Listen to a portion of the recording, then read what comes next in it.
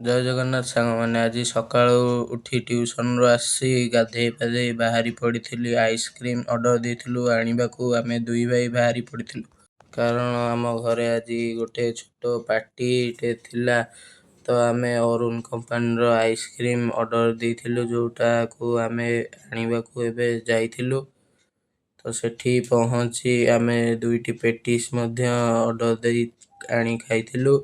ଆପଣମାନେ ଦେଖିପାରୁଥିବେ ଆମ ଭାଇ ଆଉ ସେ ଦୋକାନୀ ଭାଇ ଆଇସ୍କ୍ରିମ୍‌କୁ ସେ ବ୍ୟାଗ୍‌ରେ ଭର୍ତ୍ତି କରୁଛନ୍ତି। ଆମର ମାନେ ଆଇସ୍କ୍ରିମ୍‌ଟା ତ ନ ତରଳିବା ପାଇଁ ତା ଭିତରେ ରଖାହେଉଛି। ବର୍ଷା କାଚୁଛି, ଆମେ ଯାଇପାରୁନୁ। ସେଇଠୁ କିଛି ସମୟ ପରେ ବର୍ଷା ଛାଡ଼ିଲା ପରେ ଗାଡ଼ି ବି ପୁରା ନଥିଲା, ପକଉଥିଲା। ଆମେ ଓଦା ହେଇକି ଆସିଥିଲୁ। ଆସି ଘରେ ଦେଖିଲା ବେଳକୁ ସବୁ ଛୁଆ ଖାଉଥିଲେ। ଖାଇବା ବି ମଧ୍ୟ ଠିକ୍ ଟାଇମ୍‌ରେ ଆସି ପହଞ୍ଚି ଯାଇଥିଲା।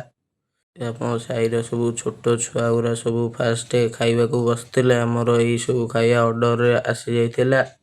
ତ ଆଇସ୍କ୍ରିମ୍‌ଟାକୁ ଆପଣମାନେ ଦେଖିପାରୁଥିବେ, ଫ୍ରୁଟ୍ ମିକ୍ସ ଫ୍ରୁଟ୍ କମ୍ପାନୀର। ତାପରେ ଆମ ଭାଇମାନେ ଆମେ ବସି ମିଶିକି ଖାଇଥିଲୁ।